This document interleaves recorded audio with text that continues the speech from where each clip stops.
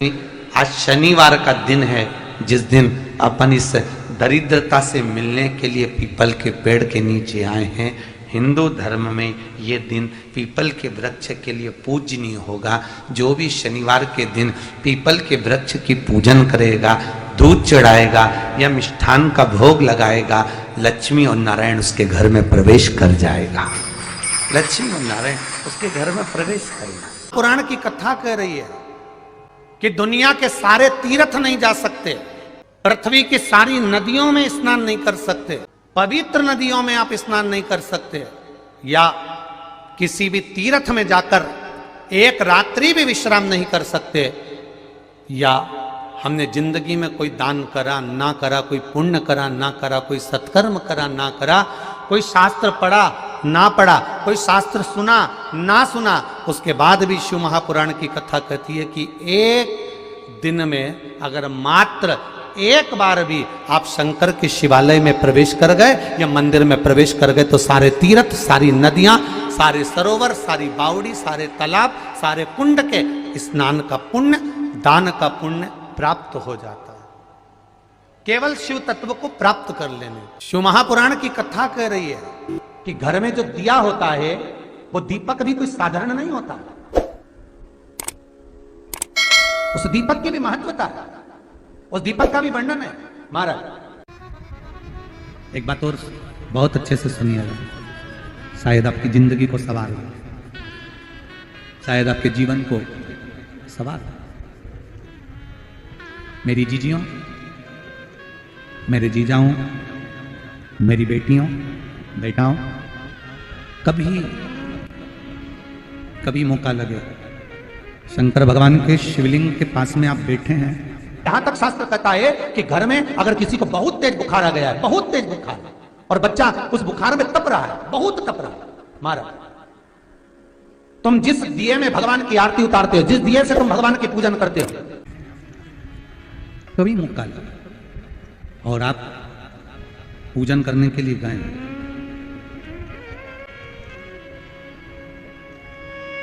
कभी पूजन करने के लिए, और आपको शंकर भगवान के शिवलिंग के पास में या शंकर भगवान के शिवलिंग के ऊपर कनेर का अगर पीला फूल देखा है ना आप लोगों ने, अरे बोलो तो जमके, देखा है? कनेर का यदि पीला फूल शिवलिंग के आसपास में या शंकर भगवान के ऊपर कहीं रखा हुआ भी दिख जाए, विषम परिस्थिति हो, बहुत हिम्मत ना हारते हुए, तभी भगवान अकेले में एकांत में आप पहुंचे उनके पूजन के लिए, कनेर का पुष्प वहां रखा है, चाहे वो जलाधारी पर रखा हो, चाहे वो शिवलिंग के पास में रखा हो, शिवलिंग पर रखा हो, उस कनेर के पुष्प को अगर आप 5 जगह का स्पर्श कराकर अपने हृदय की बात कहकर वापिस महादेव को समर्पित कर देते हो तो भी मेरा महादेव तुम्हारे दुख का निवारण कर देगा। अब वो 5 स्थान, वो 5 स्थान, पहला गणेश जी, गणेश जी का जो स्थान होता है वह जगह, दूसरा षडानंद कार्तिक, तीसरा अशोक सुंदरी वाला स्थान, चौथा जलाधारी जो ऊपर से बूंद बूंद जल नीचे गिरा रही है, जया, विषहरा, शामली बारी, दौतली, देव, शंकर जी की 5 बेटियों का, और 5वें नंबर का है शंकर भगवान के, जो कैसे वर्णन किया जाए, त्रिशूल के 3 भाग होते हैं। करें दर्शन आप लोगों ने, ये से सामने त्रिशूल लगा है, इस त्रिशूल के ऊपर देखेंगे तो 3 भाग दिख रहे हैं, नजर आ रहे हैं सबको? त्रिशूल का जो 3 भाग होता है, उस 3 भाग का जहां ज्वाइंट होता है, जहां मिलता है, एक जगह पर देखो तीनों भाग एक जगह पर मिले हुए, 3 भाग का जहां मिलन होता है, 5वां स्थान, ये 5वां स्थान, यहां पर स्पर्श कराकर शिवलिंग पर अपनी कामना कर कर श्री शिवाय नमस्तुभ्यम कहकर बाबा से अपने मन की बात कहकर जो समर्पित कर देता है, हम 3 महीना भी नहीं कहेंगे, हम तो कहेंगे अगर ज्यादा दुख है 3 दिन इंतजार करना, मेरा बाबा उस दुख को मिटाएगा। 3 महीना बहुत दूर, पर करना है दिल से। और कई तरह के दीपक होते हैं, दीपक का भी विधान वर्णन किया गया, उस दिए का भी वर्णन किया गया। यहां तक शास्त्र कहता है कि घर में अगर किसी को बहुत तेज बुखार आ गया है, बहुत तेज बुखार, और बच्चा उस बुखार में तप रहा है, बहुत तप रहा है, मारा, तुम जिस दिए में भगवान की आरती उतारते हो, जिस दिए से तुम भगवान की पूजन करते हो, उस दिए की बत्ती को नीचे डाल दीजिए और उस दिए को पानी की बाल्टी में धो दीजिए। कौन सी बाल्टी में? जिस बाल्टी के पानी से आप बच्चे को स्नान करा सको। मारा, केवल भगवान पर से ले जाकर, पास में से ले जाकर उस बाल्टी में थोड़ी देर डाल दो और उस बाल्टी के पानी से उस बच्चे को स्नान करा दीजिए। 15 से 20 मिनट, आधा घंटा लगेगा बच्चे का। बड़ी बेचैन दिख रही हो तुम, क्या बात है? पार्वती जी कहती है, देवव्रत, कश्मीर प्रदेश का एक भक्त देवव्रत बेलपत्री के वृक्ष के नीचे बैठकर आपका मंत्र जाप कर रहा। मैं आपको जगाना नहीं चाहती थी, पर बेलपत्री के वृक्ष के नीचे लक्ष्मी झाड़ू लगाती है, सरस्वती वीणा बजाती है, इंद्राणी उस बेलपत्री के वृक्ष के नीचे जल का सिंचन करती है, 33 कोटि देवी देवता उस बेलपत्री के वृक्ष की जड़ में विराजमान होते हैं। इसलिए देवव्रत एक बार पंचाक्षर मंत्र बोलता है तो वो 33 करोड़ बार गिना जाता है, ऐसा बेलपत्री का वृक्ष होता है। बेलपत्री के वृक्ष के नीचे एक बार अगर भगवान का नाम लिया जाता है तो वो 33 करोड़ बार, 33 कोटि बार गिना जाता है। एक मंत्र केवल नमः शिवाय, ओम नमः शिवाय, नमः शिवाय, ओम नमः शिवाय, 33 कोटि बार गिना है, 33 कोटि। कितना सुंदर लिखा है। फिर वही वाली बात आ गई जो पहले कथा में कहा, अपने लिए अच्छा वाला घी छाट के लाना, अच्छी कंपनी का लाना, और जब यज्ञ करने बैठे, पूजन करने बैठे, हवन करने बैठे, भगवान का कोई पाठ पूजन करवाई, पूजा वाले दुकान पे बोलना कि पूजा का घी चाहिए। तो वो पूजा का सामान बेचने वाला भी चतुर था, उसने पूजा का ही घी दिया। तो इन्होंने पूछा, भैया ये घी कितने का? तो क्या 80 रुपए का? तो 80 रुपए का आधा किलो? तो क्या पूजा का है? भारत की भूमि पर, इस मृत्यु लोक में, पूरे विश्व में ऐसे कई घर हैं जिनके घर में गुजारा करने के भी आफत है। पहनने के कपड़े नहीं, किसी के यहां पर भोजन नहीं, किसी के यहां जमीन नहीं, किसी के यहां दुकान नहीं, कोई कोई पूरी जिंदगी किराए के मकान में निकाल देता है। नहीं, मेरा एक निवेदन है, इस कथा को जितने छत्रपति संभाजी नगर के श्रोता भाई बहन श्रवण कर रहे हैं उनसे निवेदन करूंगा, आप हाथ का ठेला लगा रहे हो, सब्जी का ठेला लगा रहे हो, फल का ठेला लगा रहे हो, धक्के की जिंदगी जी रहे हो, दरवाजे पर बैठे हो, कहीं ना कहीं तुम दास्य भाव की जिंदगी जी रहे हो, तकलीफ में जिंदगी जी रहे हो, बहुत दुख की जिंदगी जी रहे हो, बहुत कष्ट की जिंदगी जी रहे हो, उनसे केवल निवेदन करूंगा, 3 महीने 2 जगह पर जल चढ़ाना प्रारंभ कर दीजिए, केवल 3 महीने। एक शंकर भगवान के शिवलिंग पर, दूसरा बेलपत्री के पेड़ के नीचे, 2 जगह पर जल चढ़ाना 3 महीने लगातार चालू कर दो, बाबा तुम्हारा हाथ पकड़कर तुम्हें उन्नति की सीढ़ी पर चढ़ा देगा।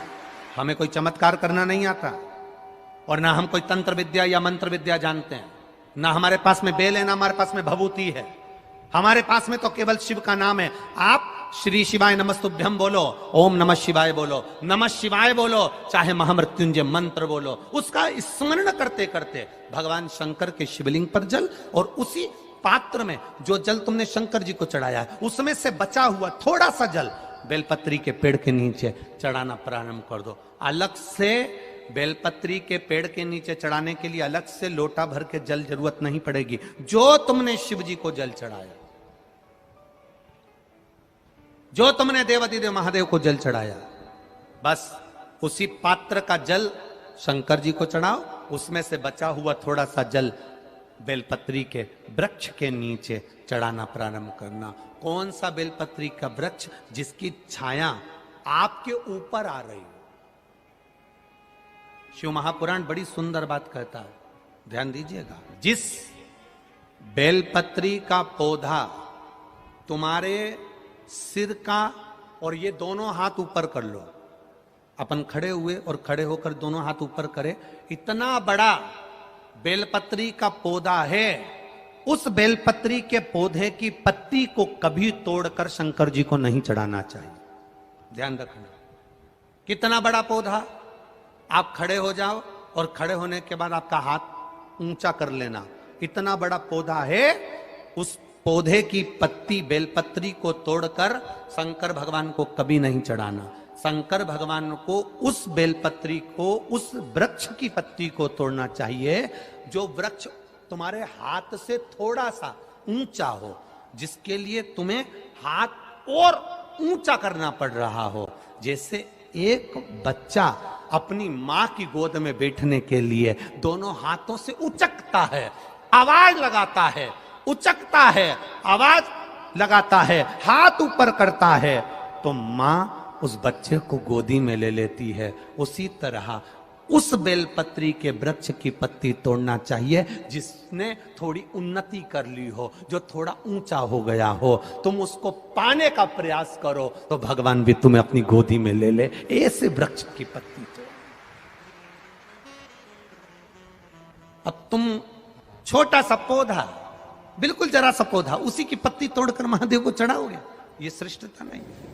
यदि बेलपत्री का पेड़ आपके यहाँ है और मान लो कई लोग बेलपत्री गमले में लगाते हैं या छत के ऊपर लगा देते हैं, बेलपत्री का वृक्ष जो होना चाहिए वो घर के ठीक पीछे के भाग में,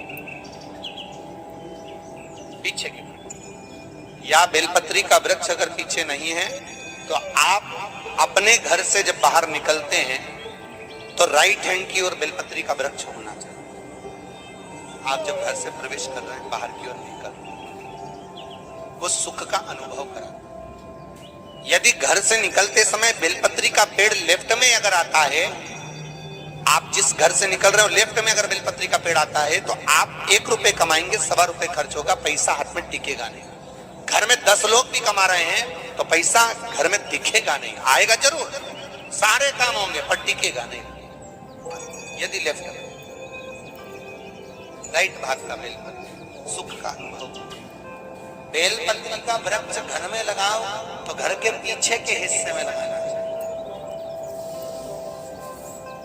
और ऐसी जगह नहीं लगाना कि जहां पर बेलपत्र में गंदा पानी जाए या कोई गंदी वस्तु उसके नीचे पड़े।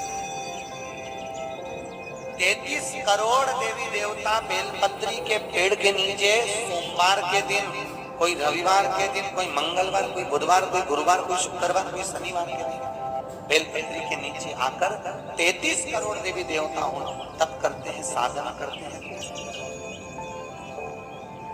बेलपत्री के पेड़ का बड़ा प्रमाण है। एक बेलपत्री ऐसी होती है जो कि शंकर पर अगर चढ़ी हुई है तो वापिस उतार कर धोकर फिर शिव को चढ़ा सकते। किसी व्यक्ति से कोई काम करवाना है, वो काम नहीं कर रहा, कोई फाइल आगे नहीं बढ़ रही है, कोई कार्य अटक रहा है, या फिर कहीं रुपया पैसा अटक गया हो, नहीं निकल रहा हो, तो एक जल के पात्र में जल भरकर 5 बेलपत्री शिव जी को समर्पित कर कर कुंदकेश्वर महादेव का नाम लेकर एक सफेद पुष्प बेलपत्री के ऊपर जो शिव जी को चढ़ाई है उस पर समर्पित कर कर जल जो लेकर गए हो, अपनी उस कामना को कर कर कि मेरा ये कार्य अटक रहा है, ये कार्य नहीं हो रहा, कुंदकेश्वर महादेव का नाम लेकर धीरे धीरे जल की धार चढ़ाइए। और एक बात हमेशा याद रखना, फिर निवेदन कर रहे हैं, अच्छे से समझ लेना, शंकर जी पर जब जल चढ़ता है, शिव जी का जब अभिषेक होता है, शंकर जी पर जब जल चढ़ाया जाता है, दूध चढ़ाओ, जल चढ़ाओ, कुछ भी चढ़ाओ, पर एक बात का स्मरण अपने जीवन में होना कि इतने ऊपर से मत चढ़ाना कि जल चढ़े और छींटे आपके ऊपर। बहुत ध्यान दीजिएगा। हाँ, तो यहां तक वर्णन करा गया है कि शंकर जी का जल चढ़ा हुआ जहां से बहकर जाता है ना, उसको लांगा तक नहीं जाता। यहाँ लांगते हैं क्या? नहीं ना, परिक्रमा भी करेंगे तो वहीं से लौट कर वापिस इधर जाएंगे। शिव जी का जहां से जल बहकर जा रहा हो, चढ़ा हुआ जल जहां से बहकर जा रहा हो, उसको लांगा तक नहीं जाता। और कई लोग बड़े बड़े आनंद में शंकर जी पे इतनी ऊपर से जल चढ़ाएंगे तो वो छींटे पूरे अपने ऊपर आना चाहिए, शरीर पर आना चाहिए। नहीं नहीं, उसका दोष है हमारा, उसका दोष है। आप भगवान को अगर जल चढ़ाओ, दूध चढ़ाओ, तो मान लो अगर जैसे एक सरल भाषा में समझ लो और अच्छे से, कि जैसे ये शिवलिंग है, शंकर जी का ये शिवलिंग है। और आप जल चढ़ा रहे हो तो इतनी ऊपर से छोड़ोगे तो पानी का छींटा तो अपने ऊपर आएगा, पर वही जल, वही दूध, वही सामग्री आप शिवलिंग से थोड़ी सी दूरी बनाकर अगर आप समर्पित करेंगे तो बाबा उसको स्वीकार भी करता है और आनंद की अनुभूति भी होती है, कार्य में सिद्धता भी आती है, कार्य में उसकी सिद्धता भी।